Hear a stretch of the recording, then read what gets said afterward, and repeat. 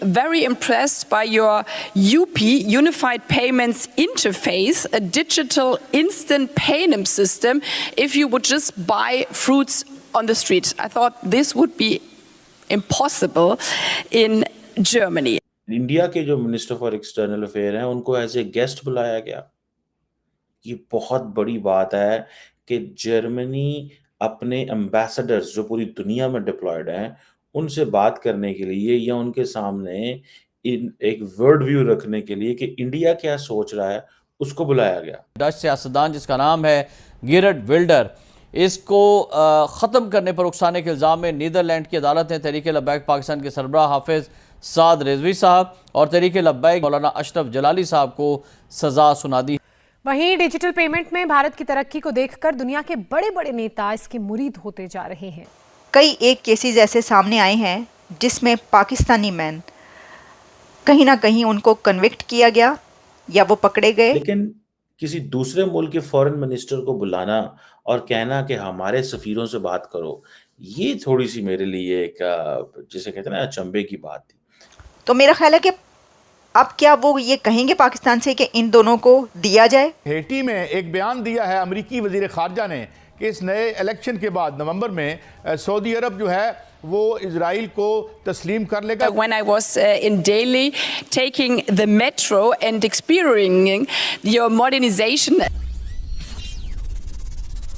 Hello friends, जय Hind. Hindustan special में आपका स्वागत है दोस्तों। जैसा कि दोस्तों आपने क्लिप में देखा, अब जर्मनी भारत के रेल नेटवर्क और यूपीआई का दीवाना हो चुका है और अब इसमें जर्मनी की विदेश मंत्री एनालेना बेयरबक का नाम भी जुड़ चुका है। जर्मनी में भारतीय विदेश मंत्री के साथ एक कार्यक्रम में भाग लेते हुए बेयरबक ने कहा कि 2 साल पहले उन्होंने दिल्ली में मेट्रो की सवारी की और देखा कि लोग यूपीआई का इस्तेमाल कर सड़क पर सब्जियां खरीद रहे थे। यह बहुत आश्चर्यजनक था। बेयरबक ने एस जयशंकर की तरह मुस्कुराते हुए देखा। जो दिल्ली में देखा वो जर्मनी में कभी भी मुमकिन नहीं है। एनालेना बेयरबक यूपीआई से बहुत प्रभावित हैं। उन्होंने जयशंकर के सामने वादा किया कि वो अपने मंत्रालय में जरूर यूपीआई जैसा सिस्टम लागू करेंगी। गौरतलब है कि पिछले साल 23 अगस्त को जर्मनी के डिजिटल एप परिवहन मंत्री वोल्कर विसिंग बेंगलुरु के एक मार्केट में यूपीआई का इस्तेमाल कर सब्जी खरीदते हुए देखा गया। तुरंत आसानी से पेमेंट होने पर वह बहुत आश्चर्य में थे। भारत में जर्मन दूतावास ने सोशल मीडिया पर इसका वीडियो भी शेयर किया था। दोस्तों, भारत के minister for external affair doctor Jaishankar Germany में हैं और बड़ी एक इंटरेस्टिंग चीज़ हुई है कि जर्मनी हर साल एक हेड ऑफ जर्मनीज मिशन जो होते हैं उनको बर्लिन बुलाता है और उनको बताता है कि जो फॉरेन पॉलिसी फ्रेमवर्क क्या हैं और उस कॉन्फ्रेंस में जो जर्मन एम्बेसडर्स होते हैं या कॉन्सुलेट्स में लोग होते हैं या जर्मनी के लोग जो इंटरनेशनल ऑर्गेनाइजेशंस में होते हैं उनको 3-4 दिन रखा जाता है जर्मनी के अंदर ताकि उनको बताया जाए कि जर्मनी अब क्या सोच रहा है। उसमें इंडिया के जो मिनिस्टर फॉर एक्सटर्नल अफेयर हैं उनको एज ए गेस्ट बुलाया गया। ये बहुत बड़ी बात है कि जर्मनी अपने एम्बेसडर्स जो पूरी दुनिया में डिप्लॉयड हैं उनसे बात करने के लिए या उनके सामने एक वर्ल्ड व्यू रखने के लिए कि इंडिया क्या सोच रहा है उसको बुलाया गया। ये एक बड़ी एक्स्ट्राऑर्डिनरी चीज़ होगी कि ठीक है, मुल्क समिट करते हैं, पाकिस्तान में भी ये समिट होती है, मुझे पता है। जो इम्पोर्टेंट कैपिटल्स में लोग होते हैं उनको बुलाया जाता है और बताया जाता है कि हुकूमत क्या सोच रही है, क्या करना है, किस तरह की चीज़ें हैं। इंडिया के अंदर भी होती है, पूरी दुनिया के अंदर ही एक चीज़ चलती है। लेकिन किसी दूसरे मुल्क के फॉरेन मिनिस्टर को बुलाना और कहना कि हमारे सफीरों से बात करो, ये थोड़ी सी मेरे लिए एक जिसे कहते हैं ना अचंभे की बात थी। बहरहाल ज़ाहिर बात है, अब जर्मनी की जो फॉरेन मिनिस्टर है उन्होंने बड़ी खुल खिला के बातें की हैं और डॉक्टर जयशंकर ने भी बहुत खुल के बोले हैं। लेकिन एक चीज़ बड़ी इंटरेस्टिंग है, when India will meet democracies it will start talking about its democracy. When India will meet autocrats in Middle East, it will start talking about people, prosperity, growth और इस तरह के अल्फाज जो बोले जाते हैं, बिकॉज उनको लेक्चरिंग पसंद नहीं है। जैसे इंडिया कहता है जी ठीक है आपके पास जो भी है हम आपको इंटरफेयर करने को तैयार नहीं है। लेकिन जिधर हम जमहूरियत वालों के पास जाएँगे, डेमोक्रेसी वालों के पास जाएँगे, वहाँ हम डेमोक्रेसी की बात करेंगे। बहरहाल जो जर्मन फॉरेन मिनिस्टर हैं बेरबॉक जो हैं, उन्होंने ये कहा है कि हमारा इंडिया के साथ जो कोऑपरेशन है that is on the basis of democracy as an economy, और हम इंडिया को रिलायबल पार्टनर समझते हैं, पर्टिकुलरली सिक्योरिटी क्लाउड के अंदर। और यही वजह है वो कहते हैं कि इंडियन और जर्मन नेवी जो है वो बहुत सारी एक्सरसाइज़ेज़ भी इकट्ठे करते हैं।